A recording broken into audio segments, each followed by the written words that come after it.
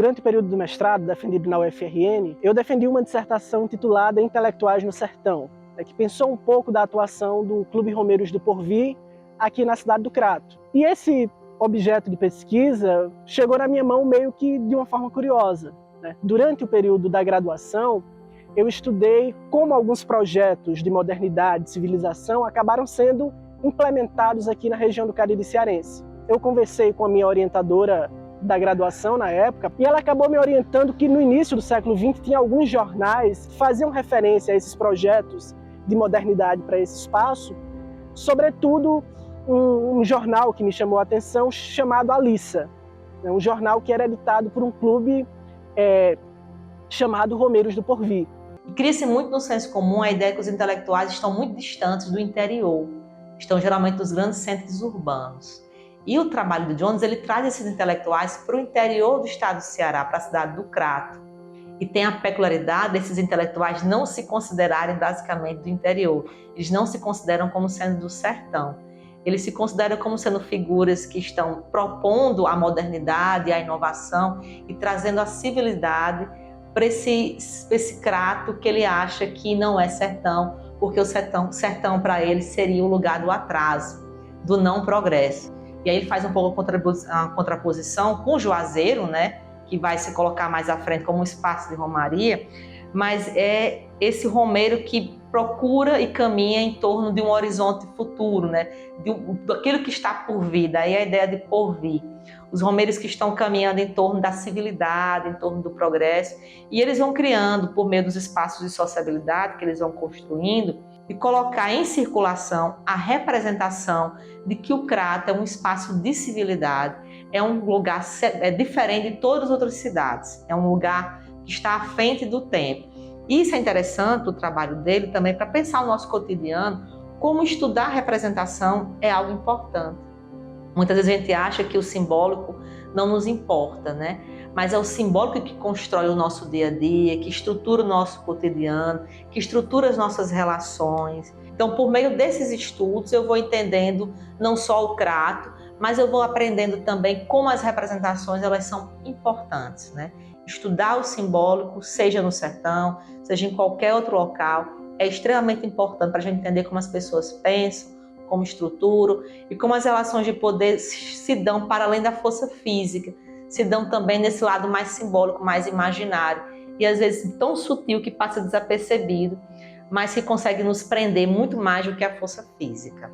As fontes utilizadas para investigação desse objeto de pesquisa foram sobretudo fontes escritas, que como é um objeto situado ali no início do século XX, a gente não tinha outros registros que fosse o espaço que esse grupo se reunia ou algum depoimento de alguém que conviveu com o grupo. Então, eu fiz um mapeamento inicialmente de todos os jornais que circularam na cidade do Crato e que tinham mencionado a existência desse grupo, ou pelo menos um movimento cultural ali naquele início de século que em alguma medida era efervescente, mas também outras fontes me ajudaram a ir mapeando ainda mais esse cotidiano mais íntimo do grupo, como, por exemplo, a transcrição das atas das reuniões de encontro do Clube Romeiros do Porvir, que algumas foram transcritas para os jornais Alissa. Então, essa fonte em específico me ajuda a entender essa dinâmica mais íntima, mais própria de relação entre esses intelectuais e a forma que eles se organizavam nesse grupo. Também, para além dos jornais que circulavam no Crato, como A Cidade do Crato, Sul Cearense e o próprio jornal Alissa, alguns livros de memorialistas que viveram naquele período me serviram muito para entender o cotidiano daqueles sujeitos, como, por exemplo, o livro O Crato do Meu Tempo, do Paulo Elpidio Menezes, que traz algumas memórias da existência desse grupo, por exemplo, e até mesmo da relação com o José Alves de Figueiredo, um dos integrantes do grupo Romeiros do Porvir.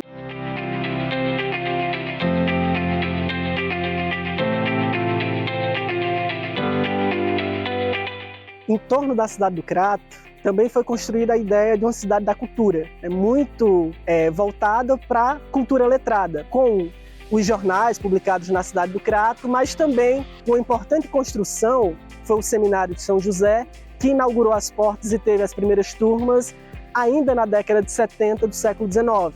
quando inaugurado em 1875.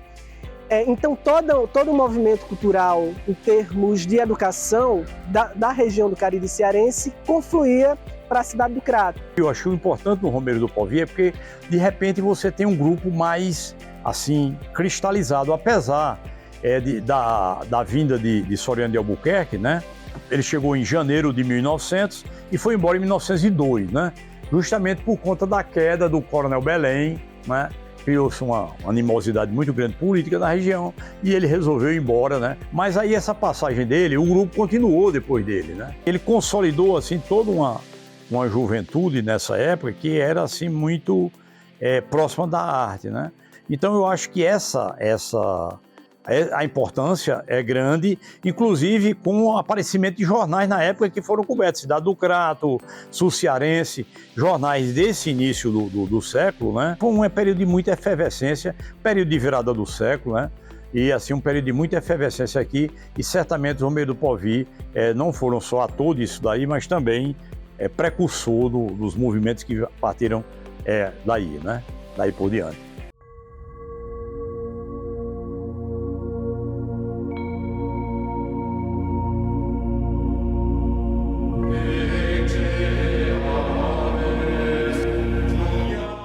Quando se fala a palavra romeiros aqui no Cariri cearense, geralmente a gente associa aos fiéis do Padre Cícero Romão, que visitam o Juazeiro do Norte desde pelo menos 1889, quando acontece o milagre da hóstia, que o Padre Cícero oferta para a Beata Maria de Araújo. No entanto, no final do século XIX, início do século XX, na cidade de Crato, outro grupo se intitula como romeiros. Dessa vez, Romeiros do Porvir. Esses Romeiros do Porvir faziam questão de se distinguir dos romeiros que estavam no campo da religiosidade. Julgavam o Juazeiro, ainda distrito, como um espaço menos civilizado, pela presença dos romeiros, que, vindos de muitos dos sertões nordestinos, eram tidos como atrasados, analfabetos. A palavra porvir também significava, nesse contexto, uma crença num futuro. Não à toa que eles se intitulavam de uma turma de clubistas que editavam um jornal, exibiam cinema e participavam de peças de teatro.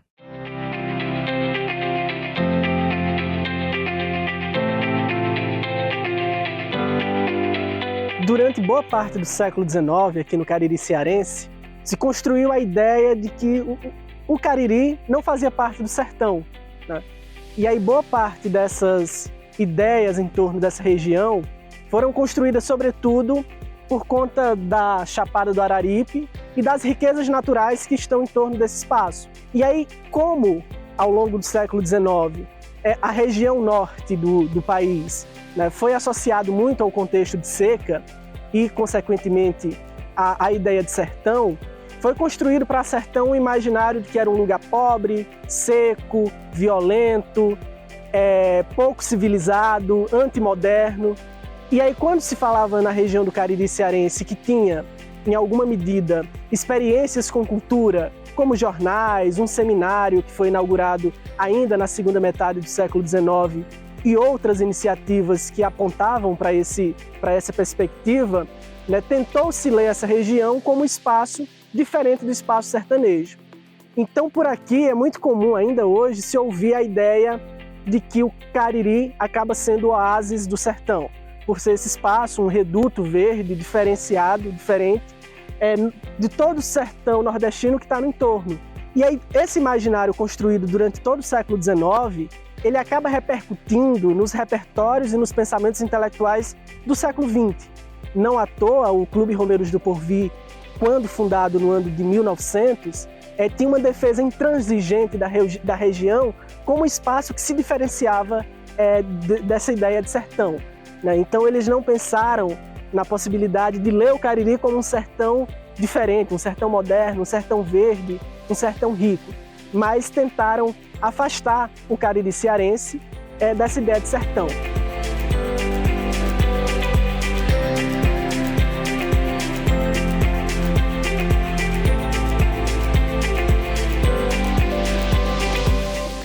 O Clube Romeiros do Porvir acabou utilizando várias estratégias para comunicar esse interesse de construir uma cidade moderna e intelectual, né? Desse modo, tanto as exibições cinematográficas, as sessões teatrais ou a publicação de um jornal, em alguma medida, foi utilizado por esse grupo para justificar esse desejo de modernizar esse espaço.